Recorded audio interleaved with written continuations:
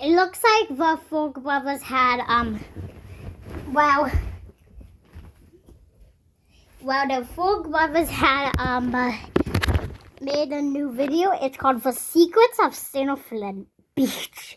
17 minutes ago. I started watching it a little bit, so let's just watch it. Yeah. I will be watching more of these soon, too. Is Oscar Star. Yeah, okay. Hold on, this is a jellyfish Oscar we're talking Star. about. How is he a star? Nah, this is Stinger Uno. But... Wait, that's not the official name? Yeah. Stinger Flynn, as with the majority of the Garden of Banban characters, has a rich history of how he came to be. And I'm here to discuss with you the secrets of our beloved psychic jellyfish. Yeah. The Garden of Banban cast each have their own detailed story and personality, and that's what makes Garden of Banban unique. Join me on the 3rd episode of the Banban Chronicles, narrated by me, Ty Coker, the voice actor of Bitter Giggle, a series where we dedicate each episode. I've heard that Bitter Giggle is in Garden before. Okay? But I haven't reacted to the trailer or played the game, okay? So to discussing the history and secrets of a member of the Garden of Banban. Maybe the next one will be about Chef Toaster.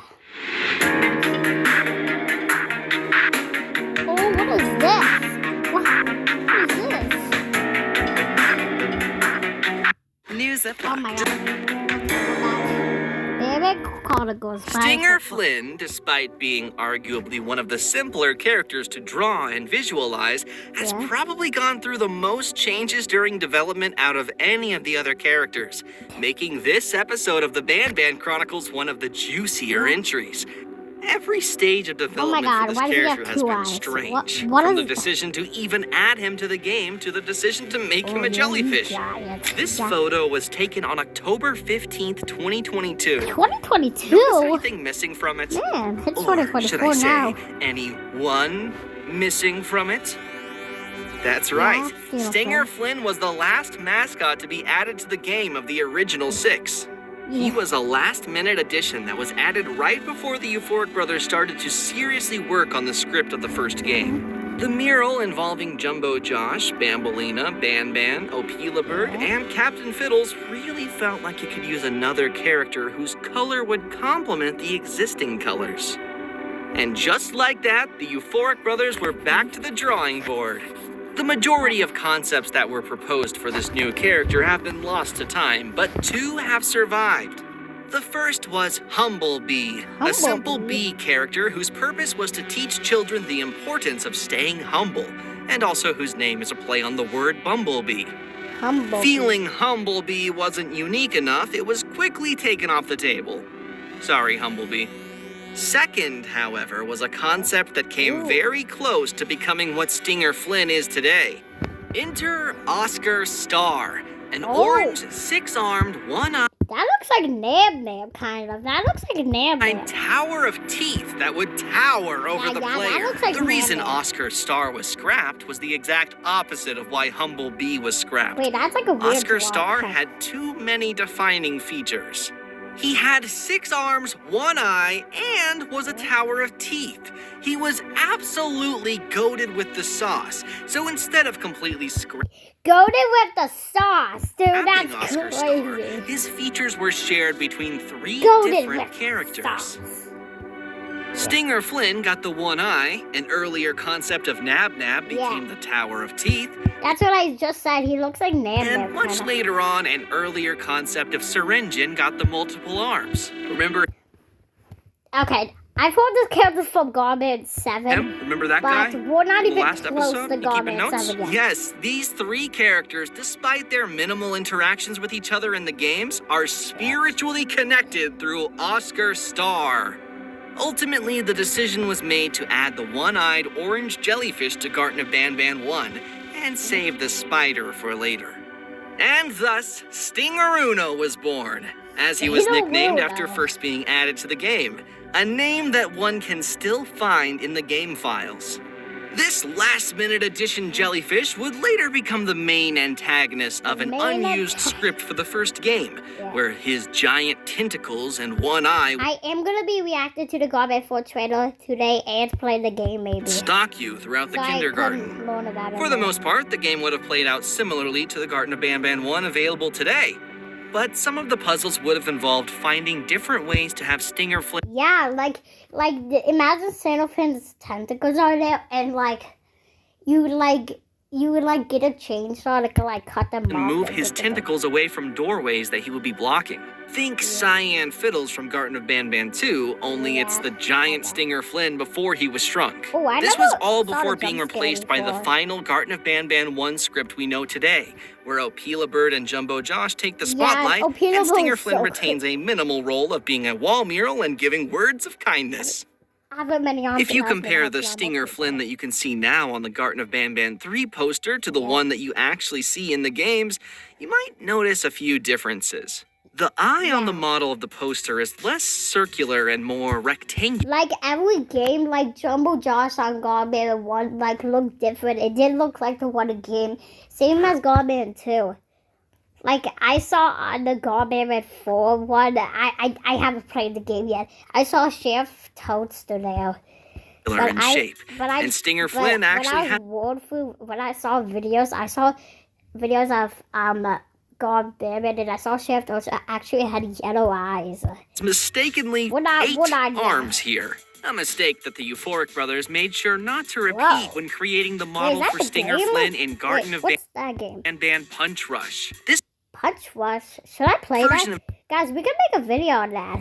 Stinger Flynn that you see on the poster is actually a very early version of the same model created during the development of Garten of Banban 2, and later updated during the development of Garten of Banban 3. The eye was made rounder, and the number of arms were reduced to 6 to accommodate the 6-legged wall mural. 2 decisions that actually turned out to be very helpful during development. Because, given the anatomy of Stinger Flynn, the Euphoric brothers find that he is easily the hardest character to animate. Any movement of Stinger Flynn requires keeping track of all 6 of his tentacles and making sure each and every one moves in a natural way. This naturally makes Stinger Flynn more complicated to animate. Stinger Flynn giant and little? That's animate than any of the other characters, and having 8 tentacles instead of 6 would have only added more complexity to any movement involving the character.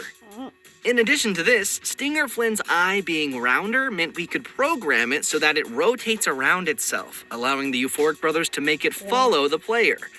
I'm glad Speaking of Stinger Flynn's features, did you know that Stinger Flynn is voiced by Ferris, the blue of the Euphoric brothers? Similar to how Banban is voiced by Geppo, the purple of the Euphoric brothers.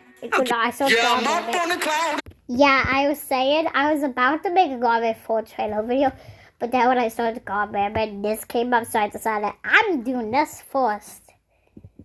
And it, 26 minutes. Is it? Well, yeah, there's me right there. 9 minutes ago, dude. Similar to how Banban is voiced by Geppo, the purple of the... Wait.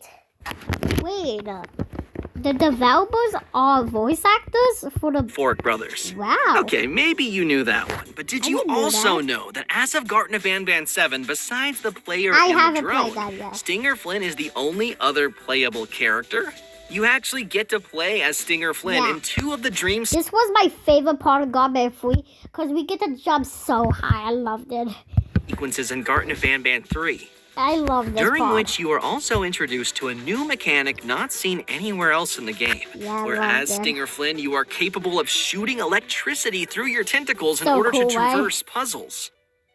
Please do let the Euphoric brothers know in the comments if you would like to see this mechanic reappear in future games. Let's do that. Yeah. Okay, let's just... Thanks. Oh, no.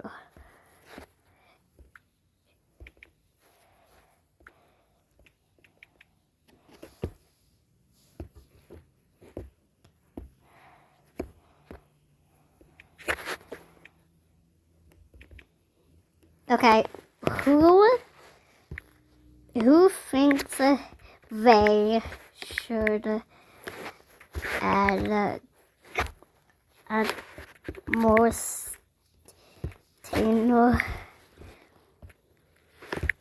State of Flynn POVs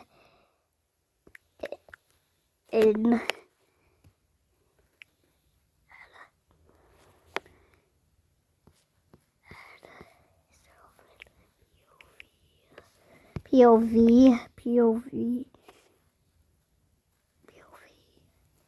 POV stream and garden.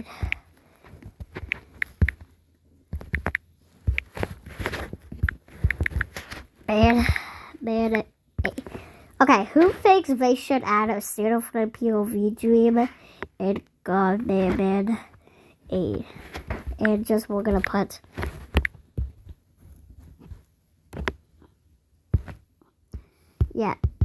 I would love to see it. I hope they do it in Garden A because like always the case. Within the kingdom in Garden of Banban 4, there exists the infirmary. I'm gonna close my eyes because I don't want to get spoiled. And inside the infirmary are all of the prisoners that Sheriff Toadster manages to capture throughout the game.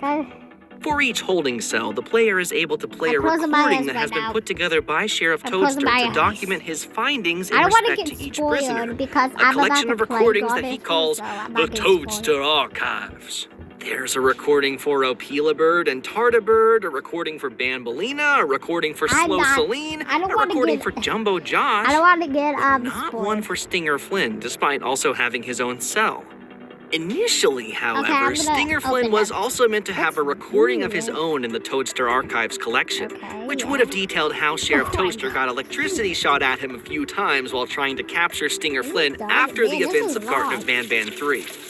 However, feeling that there were enough Toadster Archives entries in the game and that the Stinger Flynn recording wouldn't have added much in the way of interesting lore, the idea for the recording was scrapped. But this wasn't the only instance where something related to Stinger Flynn was removed from a game. During two of the dream sequences that take place in Garden of Banban 3, one of the very few vehicles to ever make an appearance in any Garden of Banban game can be seen. Stinger Flynn's very own, the Stinger Mobile. Yeah, but look, when we were in the car, State of Flynn could fit in the car, but like when we were in this is the State car that's was, parked way beside bigger Stinger Flynn during his monologue about reaching the beach, and the same one that all of the characters take a ride in later on in the game before it crashes into a piece of cactus. This car was originally scripted to appear in the first street of City Engine that you enter in Garden of Banban 7 as a reference to the fan-favorite car sequence of Garden of Banban 3. Realizing that this would not make much sense lore-wise, the car was removed from the map entirely, which actually happened only a few days before the public release of the game. But who knows? Maybe the Stinger Mobile will reappear in future games. Yeah, I hope it does, actually. What's that jellyfish doing to us? Okay, it's teleported. Stay tuned for the next episode of the Banban Chronicles, where the secrets and history of another character will be revealed. Comment down below which character you want to learn more about next, and keep on ban-banning. Okay, that is all for today. I will be reacting to the Garden 4 trailer. Bye.